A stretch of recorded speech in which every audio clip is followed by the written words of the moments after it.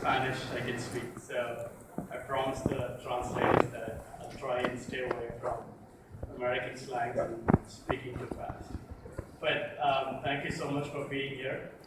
I'm excited and nervous because this is the first time I'm actually sharing the story out in public, besides my own friends and people from Startup Chile. So, formal introductions. My name is Shiv. I am the founder and CEO of Totus Power. We're based out of San Francisco. I don't want to give too much away, but we're building a physical battery device which we think will change the world. It's 10 times cheaper and 6 times more powerful than anything that's ever been done before. But before I get into that, I want to try and get back to the main message of why I came up here. Is about dreaming. So, can dreams really change the world? I'm sure your eyebrows would go up when I say this. The funny thing is, the more we grow up, the more we are taught that dreams do not have that much to do with reality. You gotta get used to getting used to the real world. The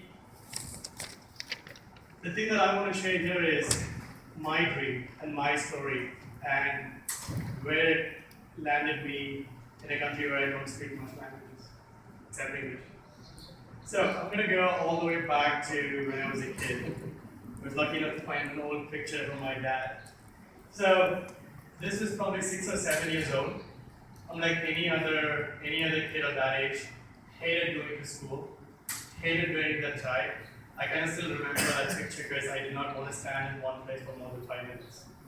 So there are two things that would calm me down and make sure that I pay complete attention. One is my love for cars. This is, I still remember that Jeep. This is almost, I'm 28 now, so this is at least 12 years old, but that Jeep was with me all the time. The bigger Jeep that you see behind is my dad. Every single time he would come home, I would not let him come inside unless he made me sit in the driver's seat with him and took me for a ride around the block. Cars are my entire life, and they still are. It's a love that I still have. The second dream besides this was I wanted to be an astronaut.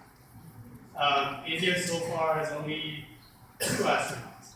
One unfortunately died in a shuttle crash, I think 5-6 years ago. But growing up, in all the essays that I would get from your school, what is your career and mission? I always write astronaut. I still want to be the first person to go to Mars from India too. So the funny thing that happened was, the only way I could actually start exploring this dream was in school, because they had computers and they had an internet connection.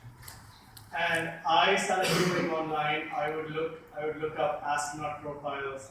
I would try to understand what is it about the universe that I really like. And this slowly started getting a love for schools. The reason for that was not because I was a good student, because that was my window to dream. I was in at that age I was in a very small city in the southern part of India.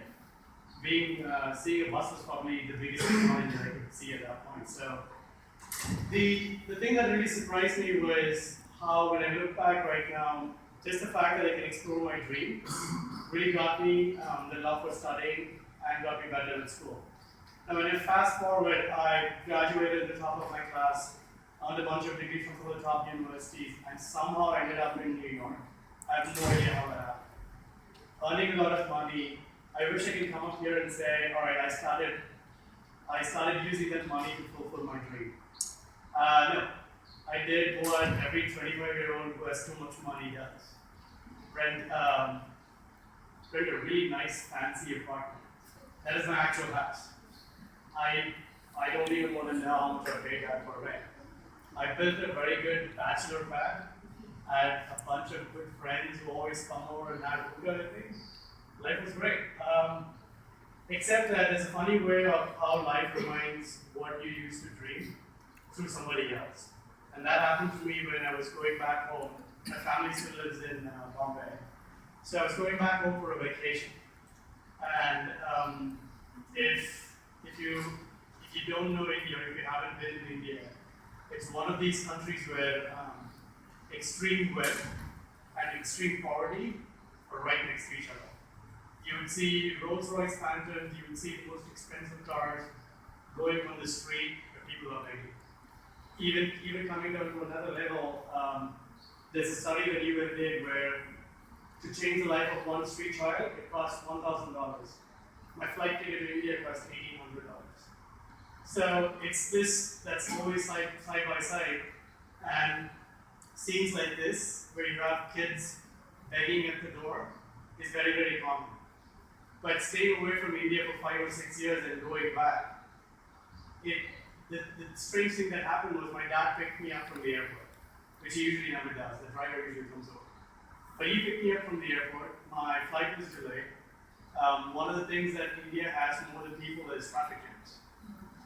You're never going to get anywhere fast. So this was, I still remember that day. It was a scene like this. There's a bunch of kids who came to my car. They're begging and they're trying to ignore. I'm catching up with my brother and my sister. The thing that really caught my attention was there was this really girl very similar to her. She was actually trying to read the comic book that every comic book's like a comic book that I had in my hand, and she was actually explaining it to her friends out there. And we were in that jam for a long time, and she was actually trying to get me to turn the pages. And it was in English, and this is a street kid. So I did. And she got through half the comic book, and before we left, I just gave it back, I just gave it to her. But the thing that I was very surprised was when I was the same way. There was no such thing as impossible when I was that age. The thing that got me into learning, I was just sitting and thinking, can dreaming and learning like this have a potential to change somebody like that, their life completely around? It's just a thought. At that point, I did not do anything about it. But when I had free time, I started digging more and more into it. The thing that I found out is I've always known that there's a lot of poverty in India. The funny part is how much of it is there. So we are set to be the most populated country in another 8 or 10 years. So right now, in 2024, there's 1.2 billion people. 30 to 40% are economically deprived, which means that they can barely afford food, maybe some level of schooling. The pathetic part is there's a lot of hype, especially in the US, where people feel like if they provide education, things automatically change. The thing that we forget is people like her still are the same as everybody else. They ain't going to school. Why would somebody like that go to school if they don't have a reason? If they want to read books all day, if that means going hungry for a bit, they have to have that extra reason to go to school, and that's really what triggered a lot of developments in accessible technology, especially like OLPC, tablets and laptops and all these devices that somehow open a window like the way they did for me a long time ago. But unfortunately, what's been happening in India is a lot of money has been spent in getting these devices to schools. A lot of these kids see it, it's a brand new toy. They immediately want to try and get to school. The enrollment rates go up. They eventually get to school, and the schools look like this. They don't have electricity. Even right now, if you go buy a laptop, if you buy a MacBook, for $1,500, you buy an extra battery that costs $300 more. It's almost 20% the cost of the laptop. So in a $100 laptop, the battery doesn't last more than 30 or 40 minutes. So in a country like India, where the electricity goes off almost everywhere for 7 to 8 hours a day, most of these devices don't work. They just lie in a big heap, and all the kids who came up and joined the school, they drop off. And this I found a little bit unacceptable, because not only is everything right there in front of them, there's actually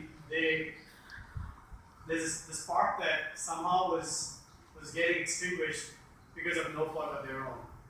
And if India moves as a country, we move very, very slowly. It's 1.2 billion people, the world's largest democracy, which means everybody says something and everybody else is listening. So we move very, very slow as a country. So if we wait 15 years for infrastructure to catch up, most of these kids will not even make it to my age. And even if they did, they're going to be the same poverty as their parents. And this cycle is very, very difficult to break. So I'm an engineer, started digging up, is this really unsolved? The problem that most low-income schools like the ones that she attends does not have electricity. Is this problem really unsolved? The first solution that came to my mind was UPS devices. Those little black boxes that came up in the 90s, which somehow stopped our computers from crashing. The thing with these devices is very, very low power. They can barely run a single computer and a laptop for, not even a laptop, a single computer and a projector for 10 minutes. Okay, so that doesn't work. The next thing is, I started looking up lead acid batteries. They're powerful, they've been around for, I think, at least 40 years. They can be manufactured very cheaply.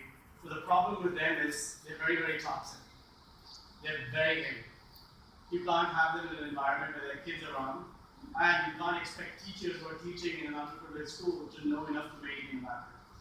So none of the old technology works. What about new ones? Solar panels. Well, they're very expensive.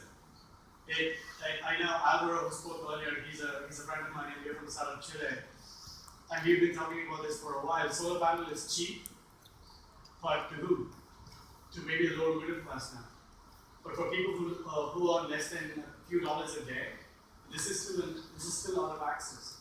So all this stuff is still going on in my mind. At this point, it's just I have this habit where I end up catching up with chain of thought, and I can't leave it alone. So this is just going on in the back of my mind. In the meantime, I left my old job.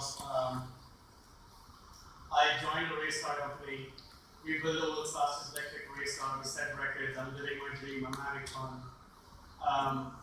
This is the race car we built. We set 4 years worth of records with it. It was just broken last year. But the stage thing was the batteries we used drained too quickly. We were going through batteries at a very, very phenomenal rate. And the weird thing was the batteries that were actually coming out of the car, they were not useless. So if I want to explain it in layman terms, you can imagine a battery like a glass of water. So the amount of water you can store is the amount of range you get, or the amount of miles you get. There's something else. If you try pouring the water out, how fast you pour the water out depends on how big the opening is. So what happens in an electric car battery is, over a course of time, the opening becomes much smaller, which means that the battery will still store a lot of energy, but it will give that or discharge that at a very, very slow rate. And that's what was happening. We started digging this up more. I ended up with a job with BMW, and we were looking at this problem where lithium-ion batteries from electric cars, even after 10 years of usage, 60 or 70% of the capacity still remains, but no one's using it. Because of a lot of the laws in the US and in Europe, the way the system is set up, the minute the battery comes out of the car, it has to be recycled. It's mandatory by law. And there's not a lot of uses for these batteries, so everybody was just throwing it away. And worse, they're actually paying a lot of money to throw it away, because recycling is very, very expensive, especially for technology like this. So I started digging up more. My contract, this was a contract project I was doing with BMW. They loved it. I finished my work. My boss was ready to sign me a bonus. I told him, I like this train of thought I'm going on. Can you speak to them and see if you can come on the project? So they gave me a couple of resources. They said, go dig some more, and when you get something, give me a call. So the more I dig, more what I found out was, for a use like in schools, these batteries are good as new. But more than that, from one electric car, I can actually create 100 units. Which means each, from a portable battery, like the one that's required in a low-income school, I can make 100 of these from one used electric car. And I can put each of these in power a classroom. That's even conservatively, that's almost 5,000 children who now have electricity from something that's being thrown away every day. So I can make something that's very powerful. I can make something that's very, very cheap. I can make something that's very lightweight. Just to give you an example, the product that I'm working on is slightly bigger than a laptop. It's 3 kilograms and it has the same power as 5 or 6 car batteries together. It's completely non-toxic and I can make lots of it. As it's that point when I felt that I had something to build to make a company, and that's how Totus Power came into being. Totus in Latin means to complete. So the product that I've been working on since I believe it's almost 11 months now. It's a very, very high capacity battery pack that I'm calling Jupiter 6. It can run a classroom for 6 hours. It can be recharged by any means of electricity, which means that they can connect it to the wall. They can connect it to solar panels. They can connect it to a cycle and run it. All the electronics inside will take care of how the recharging needs to happen. It's built like Legos, which means that the device can be opened up. If you guys know what Legos are, it's just blocks. So the idea behind that is to design something that they buy as much or as little battery as they want, and they don't have to buy an entirely new product line, or they don't have to go ahead and pay extra money if they want some additional capacity. And the whole device is snapped into place, and automatically it will know what you have connected, and it will charge and discharge automatically. It's also very, very lightweight, and the whole thing can be recharged in just 3 hours. Ideally suited to a school or in a country like India where electricity just comes back and forth. This is our first product sketch. I don't want to skip to the slides in front, but this is the device that we're actually building. The modules that you guys see, everything kind of snaps off into place. And you can add a new one, and all the electronics we're building automatically takes care of what's being connected. But the biggest innovation we're bringing is we're 10 times cheaper and 6 times more powerful, because we're actually reusing batteries from electric cars. What we found out more was not only are we selling this to a large number of schools because it's very cheap to what's out there, we're also being paid by the car companies because it's a very, very low cost of recycling. So because we're creating a high margin product from something that's being thrown away, we can charge a lot less for recycling than what everybody else is charging. Now, we started talking to a lot of schools. We have a lot of interest from schools in India, Kenya, Indonesia, Central Asia. They don't want to use it only for classrooms. They also want to use it for water distillation, for running their school admin computers. We also found out that people who supply smart classrooms, they're trying to sell to more countries and more locations, and they are hampered by the fact that there's no way to power their tablets and projectors without a means of electricity. Now, all this was only 11 months ago. I wrote this down while I was having dinner with a friend of mine, a piece of paper. In the last few months, we had the official partnership with BMW's Electric Mini program. They've donated around 1,700 batteries for us to actually develop our technology and build a product. We are 2 weeks away from finishing our first prototype. So my engineer is based out of San Francisco, so he's building the prototype. We are testing it in India in November and December, so I'll actually be traveling to Hyderabad and Mumbai and testing it, just seeing how it breaks. One of the good things about growing up with India and then living in the US is I don't believe you can create a solution, say, sitting in an air-conditioned room in Pacifica. It has to be in the context of where you're developing anything. So we'll be spending the rest of the year field testing it and seeing how everything works. Plus I'm an engineer, so I get to play a little bit too. The idea is to have a beta product ready to start delivering on our orders by the end of Q1 2014, which is March. We already have a customer. They are a non-profit. They provide smart classrooms to schools in over 4 countries. They reach over 2,200 underprivileged children. We also have customers from lower-income schools in India and Kenya, and they've already lined up even before the fact that we've built the prototype. I wish I could say that's because I'm awesome and I did this, And it's really because there is no alternative out there. There's a lot of desperation, and that fuels a lot of need. And this is where that's coming from. So what is it that we want to achieve? Well, we want to enable a 21st century education to millions of children around the world. What is the point of studying only what boring math is that has no relevancy to what life is right now for 1/3 of the population of the planet? The other thing that I also want to do is reduce the cost of electric cars.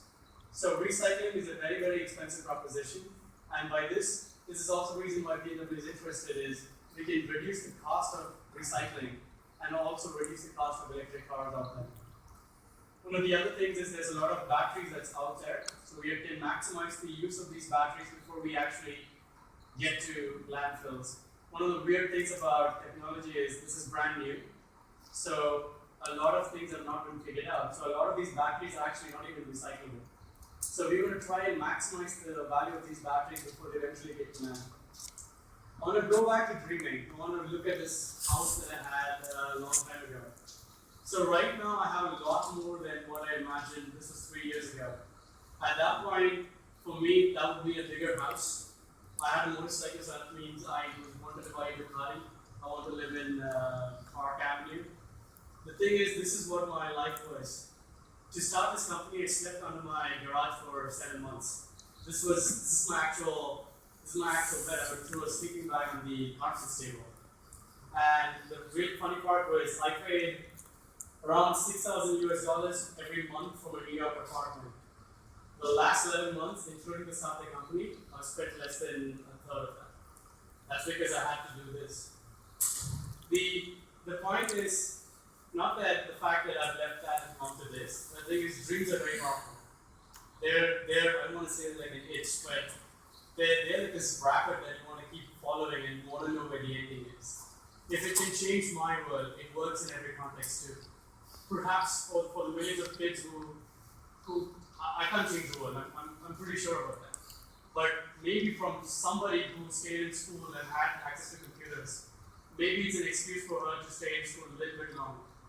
Maybe she can find something during that particular time that makes her stay another year longer. Who knows? A third of the earth is still underprivileged. If 10 of those people can come up with something that's better, that's a lot more than I've done with my love for cars that I would have never imagined before. And that's one of the motivations that I have to keep going with this. So the thing that I want to really end with is, I'm actually not that dissimilar from everybody in the room, and I promise a lot of people outside as well. We're all dreamers. We don't accept it, but we're all dreamers. I think it's time for millions of kids around the world, especially underprivileged kids, to know that that's an option that's available to them as well. It's time to power up their dreams. So thanks so much for listening. This is my company. Have a look. Give me a shout. Thank you.